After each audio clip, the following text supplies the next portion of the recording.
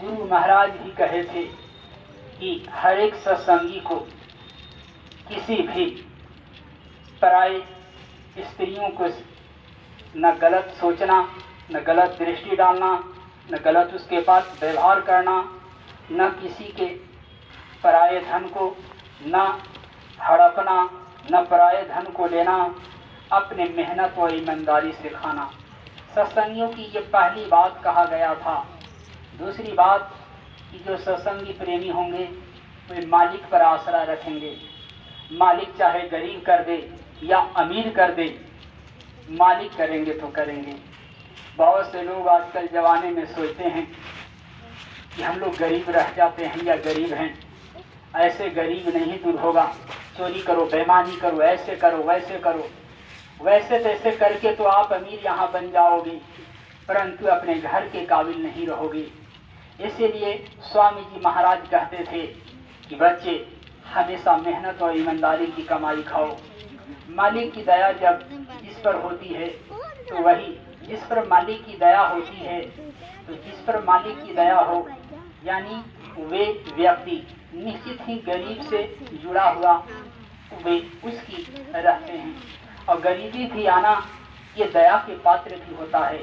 आजकल बहुत से सत्संगी अपने आप गरीबी से तंग आकर सोचते हैं कि मालिक हमें ऐसा क्यों बनाया।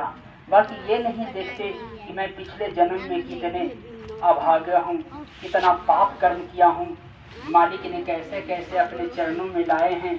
अब इस पाप की जो कचरा हमारे ऊपर गठरी बनी हुई है इसको तो निकालेंगे। अब चाहे आपके अंदर जख्म बन गया हो और कोई डॉक्टर के पास जाओ और कहो डॉक्टर साहब दर्द देगा, नहीं कुछ करिए, तो बिना चीर फाड़ के जब तक नहीं निकलेगा वो खराब पदार्थ बस जो पीव बना हुआ है तब तक जख्म कैसे ठीक होगा। इसलिए कभी कभी ऑपरेशन की आवश्यकता पड़ती है।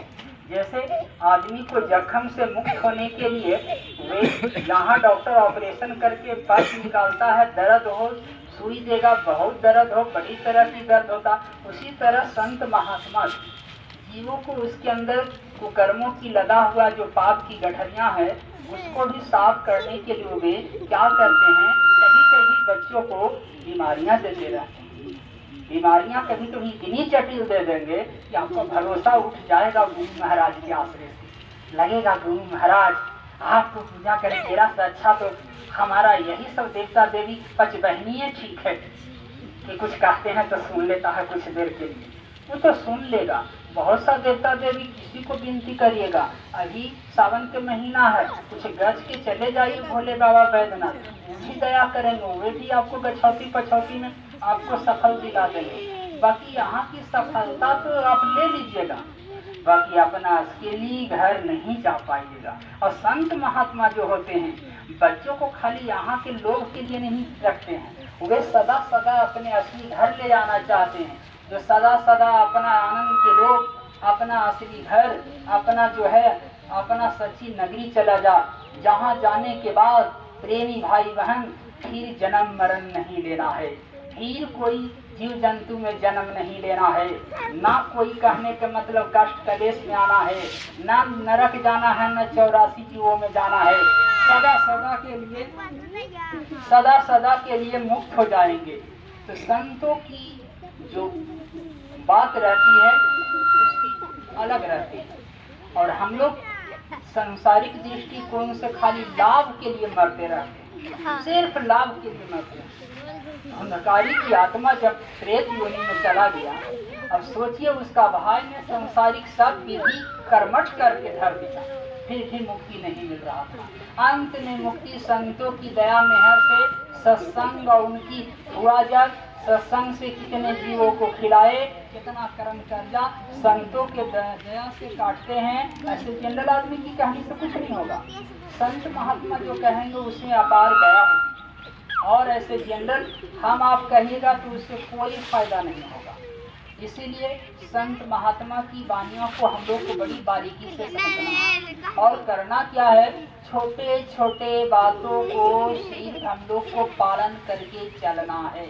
अब छोटे छोटे बात क्या होता है, तो बार बार स्वामी जी महाराज कहा करते थे और अभी भी हुजूर महाराज संदेश देते रहते हैं कि ये मनुष्य शरीर अपने असली घर भगवान को पाने के लिए मिला है। तो ये गाठ बहान लीजिए। पहली बात, ये मनुष्य शरीर बार बार नहीं मिलता है, बड़ी दुर्लभ शरीर है। इसलिए इस शरीर मिलने के बाद कोई भी खराब कुकर्म मत करें, नहीं तो इसकी सजाएं काल भगवान दे देगा।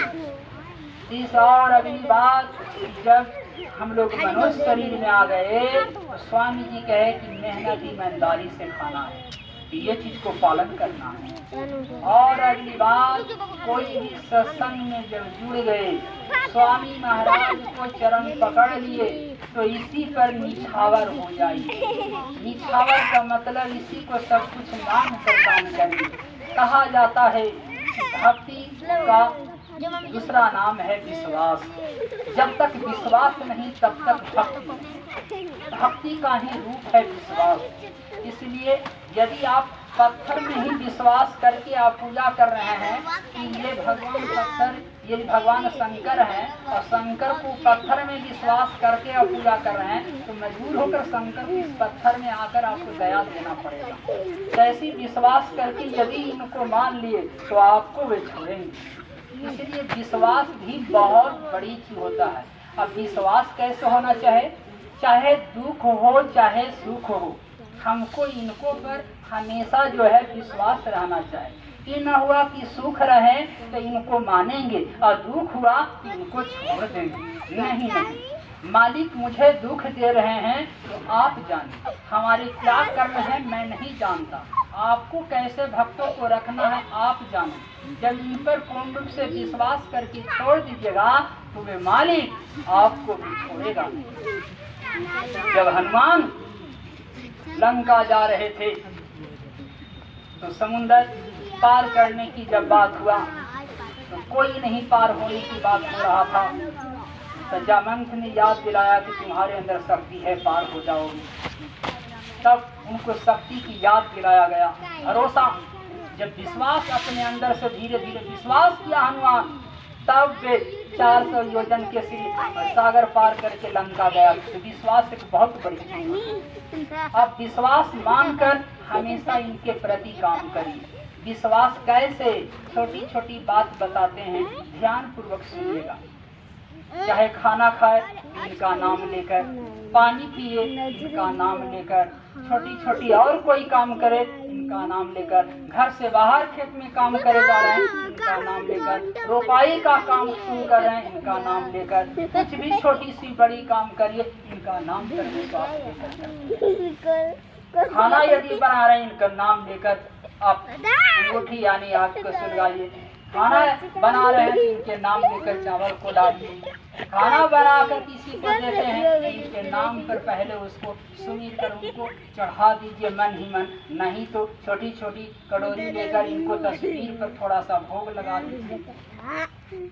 विश्वास ऐसी चीज होती है, विश्वास छोटी चीज नहीं है, बहुत बड़ी चीज। आज सत्संगियों को विश्वास के अभाव के कारण दया नहीं मिल पा रहा है। लोग सब दया चाहते हैं, दया तो मिल रही है, परंतु दया लेने का अकल हम लोग दया कैसी लेना चाहिए।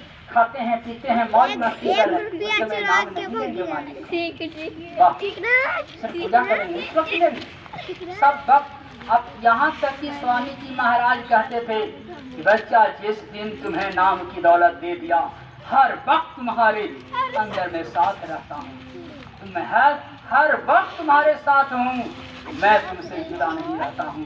भले तुम हमको इग्नोर कर दो, हमें भूल जाओ, मैं तुम्हें नहीं भूलूंगा। कितना तक मालिक भूल, तो हम लोग सच में भूल जाते हैं, छोटी छोटी बातों, छोटी छोटी स्वार्थ चाहतों में भूल जाते हैं मालिक को। बाकी मालिक को भूलना नहीं चाहिए। विश्वास के साथ हर काम करते रहिए। दुख भी आ रहा है तो आने दीजिए, बीमारी आ रहा है आने दीजिए, तकलीफ आ रहा है आने दीजिए, कोई शिकवा शिकायत हमारे प्रति कोई गलत कदम उठा लिया है तो मालिक के नाम लेके काम करें।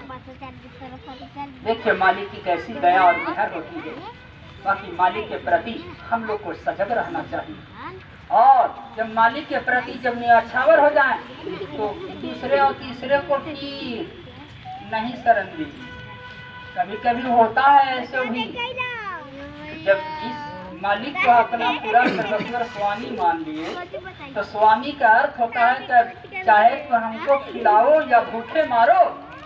जैसे किसी स्त्री को किसी पुरुष के साथ शादी हो गया तो शादी हो गया तो वे पतिव्रता स्त्री उसी को कहा जाएगा कि शादी आपसे हो गया पुरुष से, तो चाहे आप मुझे जैसे रखिए, चाहे भूखे रखिए, एक को खिला के रखिए, चाहे हमको मार दीजिए, आपके मैं आपको अर्धांगिनी हूँ तो आपके प्रति ही मैं सब दिन रहूँगा। अब कहेगा दूसरे को पति भी कर लो, तीसरे के कर लो, नहीं करूँगा, तुम्हारे लिए मर मिटूंगा।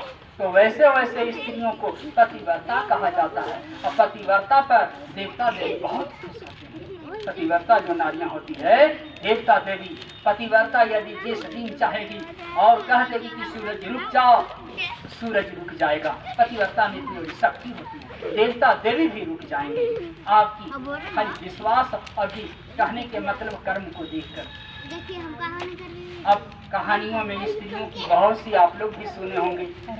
सती अनुसुईया क्या सत पतिव्रता के आधार पर क्या नहीं क्या किया, ब्रह्मा विष्णु महेश को बालक बना दी। सती सावित्री क्या नहीं किया, यमराज को भी अपना पति को जिंदा करने के लिए उसको भी मजबूर किया। यहाँ तक कि सूरज को उगने से रोक दिया, सुबह होगा पति मर जाएंगे, इसीलिए अपने सतीत्व को, अपना पतित्व की जो है पतिव्रता के बल पर सूरज को रोक दिया था। इतनी बड़ी ये विश्वास तब होगा जब एक पर भरोसा रख के मालिक पर चलेंगे तब। तो कहने का अर्थ असली बात है प्रेमी भाई बहन कि हम लोग को मालिक के प्रति समर्पित होकर काम करना है। दुनिया जो कहे कहने दो, हमें इनके प्रति चलना और इनके प्रति। और पूजा में तरक्की नहीं हो रही है, किसी को सुनाई दिखाई या और अपने कुछ लाभ नहीं दे रहा है, तो इसके पीछे कारण है कि हमारे अंदर अभी बहुत सी कुछ न कुछ गलतियां हैं, हमारे अंदर बहुत सी कमियां हैं।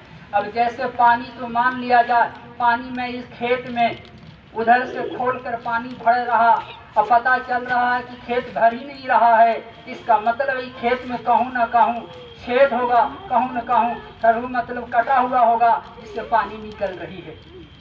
पानी हम उधर से जब कर रहे हैं और ये खेत पानी में नहीं भर रहा है तो इसका सीधा अर्थ हुआ कि खेत में कुछ गड़बड़ी है। इसलिए बारीकी से हम आरी पर चल के देखेंगे कहाँ कहाँ छेद हो गया है, सबको भरेंगे, रोकेंगे पानी निकलने वाले छेदों को। तो उसी प्रकार यदि कोई भी सत्संगी के अंदर यदि उस मालिक की दया में नहीं यदि लाभ दिख रहा है, इसका बात ये हुआ कि हमारे अंदर ही अभी कमी है। क्या कमी है पता चलता है, सुमरन भजन तो करते हैं, आज किए थोड़ा सा पाप मान लीजिए हटना चाहिए, पता चला दिन भर में एकर ओकर शिकायत करके निंदा करके जितना साफ न किए थोड़ा सा दोगुना लाभ नहीं, पता चलाओ कर्म बन गया और सफाई होना चाहिए था और लगा दिया। इसीलिए स्वामी जी बहुत सख्त रूप में सत्संगियों को हिदायत दिए थे, प्रेमी भाई बहन कभी निंदा मत करना, कभी चुगली मत करना। निंदा यदि चुगली कोई करता है तो वैसे वैसे आदमियों से भी थोड़ा दूर हट जाना, नहीं तो तुमको भी लेके बीत जाएगा।